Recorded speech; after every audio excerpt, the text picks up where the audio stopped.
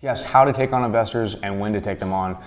And I was like, okay, what do you mean by how to find them or how to structure the deal? How to structure the deal is fairly straightforward in that there really are no rules.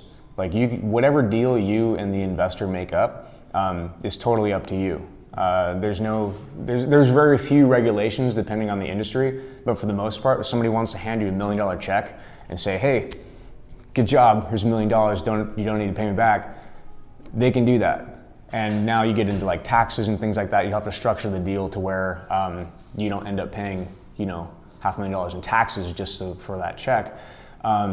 Typically that doesn't happen. People with $1 million didn't usually get to have $1 million by giving away money. If somebody's going to give you money as an investor, there's usually a high probability there's going to be some string attached, and that usually comes in the form of equity, percentage of the company.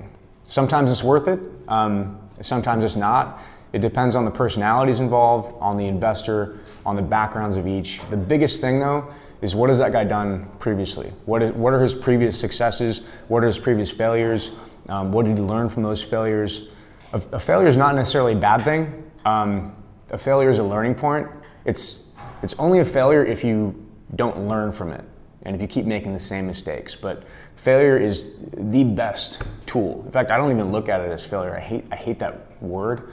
I look at it as mistakes that you recover from and that you learn from. A failure means that you stop trying. I just refuse that. Got it.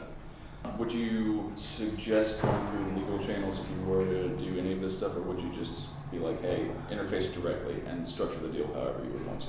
Oh, absolutely. Like, if you're going to structure the deal, absolutely get something on paperwork, no matter what it is. It's usually best to work out the deal in person and then tell the lawyers how you want to structure it, because if you leave it up to the lawyers, they only make money by the hour usually. So it's in both their interest to extend that deal as long as possible, fighting over the most minuscule little things. Sometimes you really have to rein the lawyers in and tell them, this is what I want, just do this. You'll expect a little bit of expertise on their end, so they're going to give you some information that you might not have thought of. That's part of their job. But at the end of the day, you are running the company, it's your company, and they're just there to make sure that what you're trying to execute gets executed as effectively and safely as possible for both parties.